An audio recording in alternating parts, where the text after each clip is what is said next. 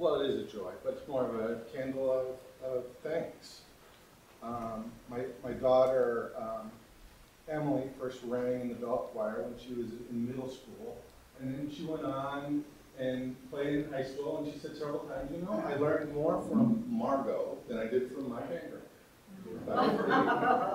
And then she went to college and played in a drum and bugle corps, and so bell choir impacted her life, impacted my life. I've been in the bell choir ever since then. Doug, same situation. He started in the barn bells with his son, continued on. I'm going to speak for the whole group. We love the bells. It's awesome. And I know that there's a lot of people out there that have been in the bell choir, rang in the bell choir, have had kids in the bell choir. And it is an important part of this church. And as this church moves on, I can't imagine without the bell choir. It's, You're here.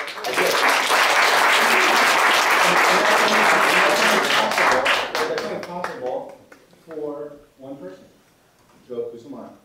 And this is a candle of thanks. Well, I think I'm up on an announcement that nobody in this church knows about except me.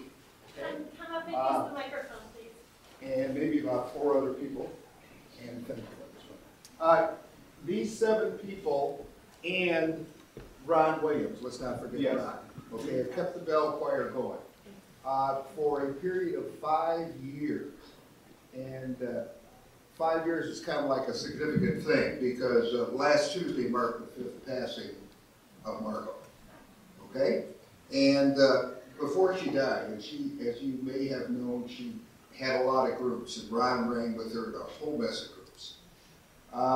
Dan Brozier was over maybe a week or 2 before she died.